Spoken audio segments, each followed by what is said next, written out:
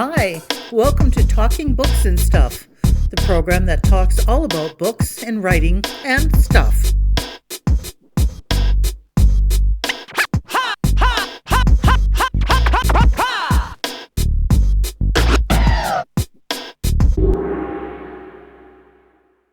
Here's your host, Dennis Rimmer. Hello, welcome back to Talking Books and Writing and Stuff. Talking today to Quinn Kayser-Cochran, based in the Denver, Colorado area, a graduate of Columbia University, and recently earned a black belt in karate. So, Quinn, how'd that black belt come about? Through a lot of sweat and, and bruises. It was a pretty arduous process. How long does that actually take, I guess, from start to finish? It was a little more on and off than normal.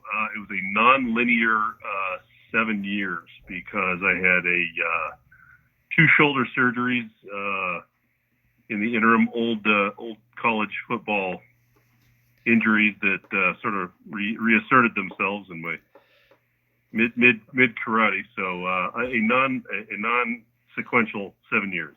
Gotcha, I understand. Quinn Kayser-Cochran is with us. Widowmaker is his latest book. Tell us about your early life. Did you do lots of writing right from the get-go and reading, or did it come later? The writing came later. Lots and lots of reading. The writing, I wouldn't say I started writing anything non-academic, anything not for school until after college, honestly. I think my coursework tended to, I was an English major in college, and I think I tended to write so much for school that it just, I didn't feel like I had a whole, a burning desire to keep writing after hours, I guess, is what it amounts to. Yeah, I heard somebody, sorry, go ahead. No, that's it. I was talking to somebody years ago, a Canadian writer, who said people probably have so many words in them a day, and that's it. So, like, if you spend your whole day doing, academic type stuff, then yeah, probably nothing left in the tank at the end of the day. So you have to carry on. That's certainly what it feels like. And I'm kind of in I write avocationally. I have made a little money on it, but certainly not enough to buy a car or a house. So I think I've noticed I'm writing less currently right now because I've switched jobs, and I am writing all day long, and I think I do hit my word limit at some point around 3:00 in the afternoon. Sounds that way. Some evenings and weekends are a little more accommodating, and I can get work done then. But other days, boy, I hang up the headset and close the keyboard, and that's it. That's all the computer time I can stand in a day. So right. So, did you have favorite writers growing up? I tend to read an awful lot of nonfiction. It's kind of a strange. I don't know if that's normal or not. I read a lot of history, and a lot of nonfiction. Fiction writers, probably all the same things that all kids liked at the time. I don't know. I remember Beverly Cleary was great fun as a kid. As I got older, a lot of again, it's sort of a springboarded from academic stuff, but I think I read a lot of Shakespeare. A lot of Shakespeare. I had a teacher in high school who was obsessed with Shakespeare, so she kind of dragged me along into her way of thinking. So, talking about writing now, your writing, Widowmaker is the first in a series, but apparently your first book published was Glorietta. What can you tell us about that? Glorietta is a Civil War historical fiction. I had in college, I had a professor. I went to school back east, and pretty much everyone speaks with an East Coast, a kind of tri-state accent. There were a lot of kids up from the South, and then kind of the Midwestern. And he noticed I had no accent. I had gone to talk to him about a college paper. He said, "Oh, where are you from?" I said, "Well, Colorado." And he said, "So you know about Glorieta?" And I said, "I'm sorry, sir, I have no idea what you just said." The reason being, the unit on state history in Colorado and I think quite a number of states in the U.S. is taught in fourth grade, and the hero of Glorieta was a guy named John Shivington, who a couple of years later was the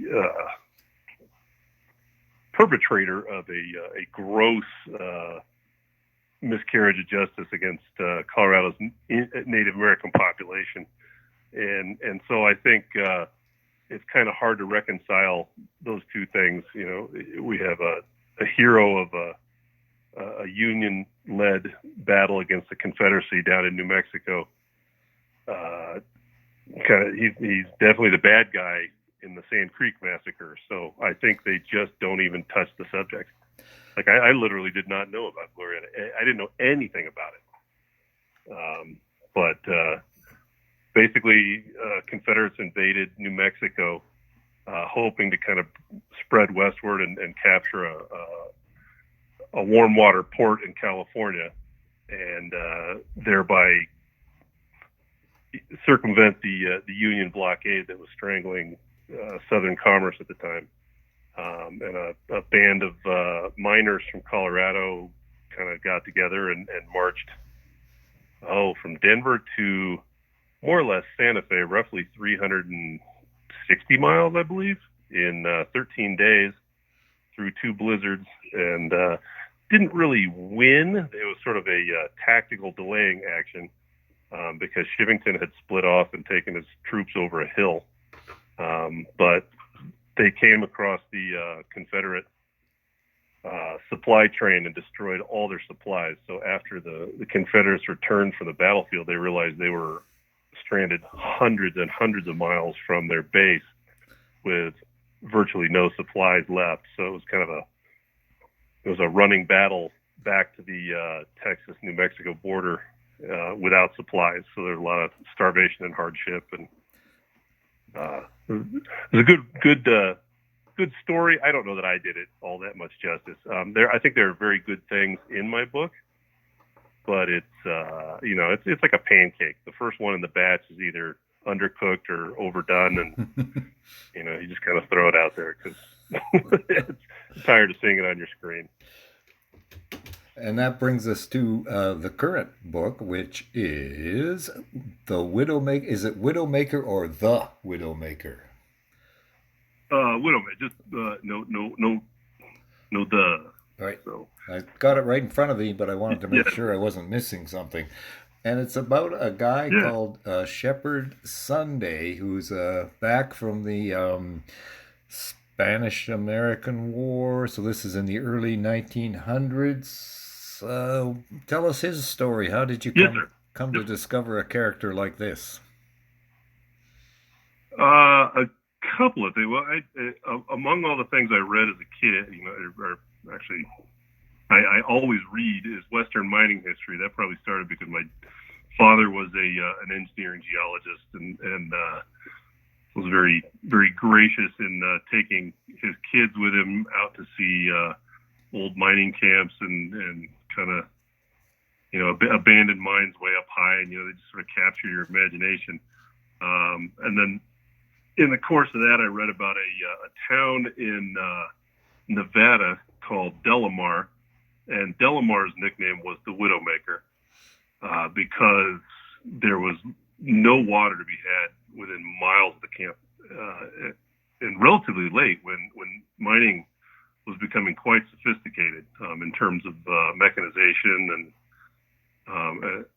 it's really kind of amazing, some of the inventions that we think of as very modern, but which were being developed in Nevada at the time, in terms of like compressed air, using compressed air for drilling, some of the mechanical treatments for milling, that kind of thing. But Widowmaker had so little water that they dry processed everything, and it just kicked off clouds and clouds of silica dust, which is the rocks.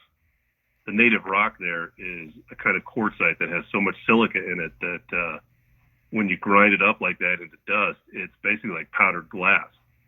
And so miners, their last turnover in camp was roughly 300% per year, because so many guys developed silicosis. And the way the owner got around it at the time was offering almost double the prevailing regional wage. So there was a steady stream of people who wanted to work there because, various economic depressions and the like that were affecting the national economy. So Shepherd Sunday, I also, that's half the story is, Delamar itself, just what I thought a fascinating setting. Mm-hmm. And I like that time period too, where, the early 1900s, you have a lot of people still traveling around on horseback and, horse and wagon. But you also have cars. You even start seeing airplanes, making transcontinental flights. Back then it was more of a spectacle. Right. There wasn't scheduled air travel, but kind of all these semi-modern. Even if they weren't in their modern form, these modern inventions are starting to show in and amongst the horse and buggy. And then I had a friend who was in the Marine Corps, and he and I called him to kind of run some dialogue past. I just said, hey, you've actually been in combat. I would like to run some information past you to make sure it doesn't ring obviously false to somebody who knows what it's like. And I started talking with him, and we started talking about the PTSD and the weight of the burden, the psychological burden soldiers bring back with them, and how it affects their daily lives. And he pointed me to a couple of examples where soldiers had been ambushed. The Philippines was a profoundly racist war. It was just, very, very patronizing attitude in the U.S. at the time. The Philippines was seen as a grossly inferior society and couldn't possibly manage on their own, so we needed to step in and deliver them from themselves and the other great powers that were interested in setting up a sphere of influence there. So American military policy was equal parts brutal and lackadaisical in the Philippines. It was, General Smith, I think, issued an order, General Order 100, which was essentially kill anyone, any male over the age of 10 was seen as a potential combatant. And there were quite a few campaigns to quote unquote pacify the interior, which was basically just fire and murder. And on the other hand, they didn't take the Filipinos seriously as opponents a lot of times. So that led to an incident in the southern part of Samar. It's the Balaniga massacre. In 1901, a garrison in the town of Balaniga was ambushed and slaughtered, essentially. Only, I think, I don't have the numbers in front of me, roughly of the roughly 78 men, I think, it was an understrength company. Only 8 escaped uninjured, and only about 20 in all were able to flee.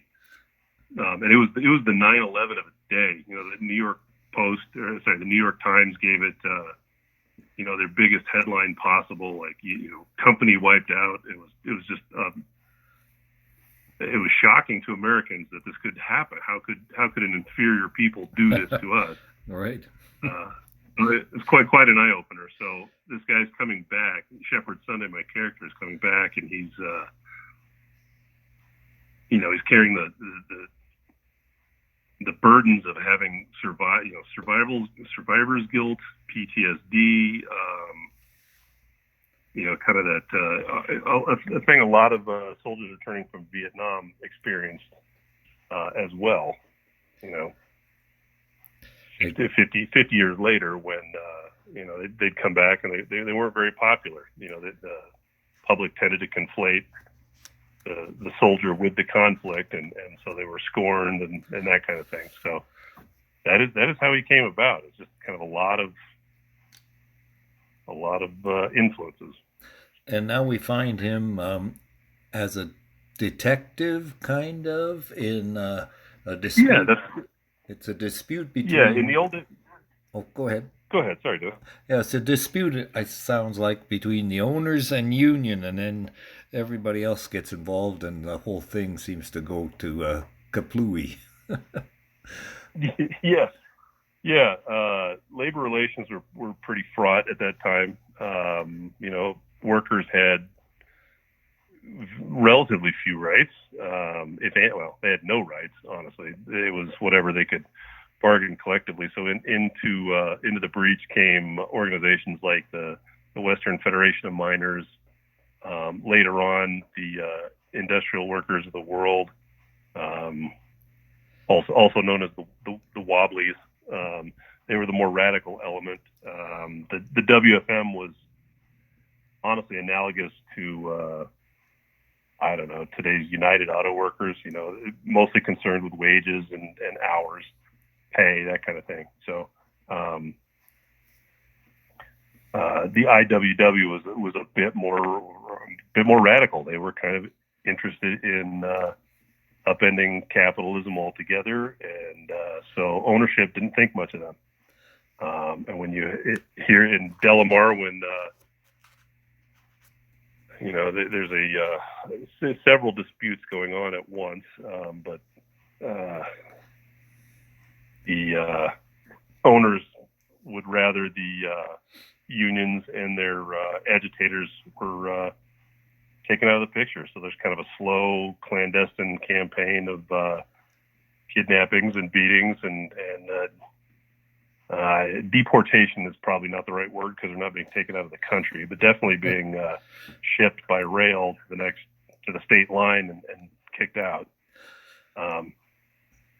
There are several incidents in Colorado too. Colorado, pretty much any state with a mining economy at the time, underwent some kind of conflict like this. Colorado, certainly, Montana, the Coeur d'Alene's up in Idaho, and Cripple Creek, same thing. The owners basically rounded up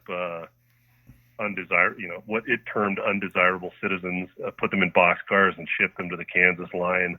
And all these things were usually done with the blessing of politicians in the state houses too. Most legislatures were very pro-business. That was one of the things that terrified business owners in Nevada, was that there in 1904 and I think again in 1908 there were successful socialist candidates for state office in Nevada, all kind of drawn out of that mining labor pool, and it terrified them. They thought they were going to at least be dispossessed of their mines and property, or possibly even murdered. It was a very tumultuous time. And that's lots of conflict going on, like you said. Shepard Sunday is sort of the main character. Widowmaker is the book by Quinn Kayser-Cochran. And there's a character who we run into in the book who has breath that is a mixture of tinned oysters and cigarettes. Now, have you ever encountered something like that in real life? No, that was his nemesis on the detective squad, I guess, is the guy named Kurt Bro, and no, I think that's just that's purely fiction. Certainly the cigarettes, yes. The tinned oysters, no. I read. Actually, it's funny. I do a lot of travel for my research, and west of Tonopah, Nevada, which was a major mining center in the center of Nevada, in a valley kind of west of town, is an historic dump, and it's just acres and acres and acres of tin rubbish and broken glass and mining debris, timbers, and you'd be amazed how many of those tin items are canned oysters. Oh. It's quite the delicacy, all shipped in from the California coast. So I saw one of those tins and I filed that away as a note. Saw a chance to use it. So. That doesn't sound appealing to me, that's for sure. Tinned oysters. Widowmaker is the book, Quinn Kayser-Cochran, the author, and apparently there's more in this Shepherd Sunday series coming along. Is that right? Yes, sir. I'm probably 35 to 40,000 unedited words into the sequel. It'll probably end up a little bit smaller. I think Widowmaker clocks in at around 480 pages. No, less than that. Well, I guess it depends on the formatting, but 414. I would imagine the middle volume, which will be set in another mining camp up on the Oregon border called National. And there were a whole lot of interesting incidents up there, I think. So that's where I'm going to put Mr. Sunday for round 2. Okay. How do we obtain the books? They're available through Amazon. Ingram Spark carries them, but Ingram's sort of a distributor wholesaler, so that's probably more for the bookstore owners in the crowd. Amazon is probably the most reliable source at this point. I do have a few local stores here in Colorado that stock copies, but I haven't. That's one of the joys of self-publication, is that you are your printer, distributor, publicist. You wear every single hat in the publishing industry, so you make a higher percentage than an agented Big Five published author, but you do all the legwork yourself. So yes, you do all the work. Yes, we know all about it. Thank you very much for your time today. Widowmaker, an intriguing, interesting story set in the early 1900s, revolving around the mining industry and the pros and cons and ups and downs of that, with a main character called Shepherd Sunday. So that's Widowmaker, and there's more to come from Quinn Kayser-Cochran. Sir, thank you very much for your time today. Dennis, thank you. I enjoyed this thoroughly. I appreciate your patience and persistence. This was fun. No problem. Thank you. Thank you for visiting with us today. This is Talking Books and Stuff with Dennis Rimmer. Contact him at dennis@talkingbooks.tk. Thank you, and may all the good news be yours. Oh, and don't forget to check out his book, The Great Canadian Notebook, available across Canada and at amazon.ca.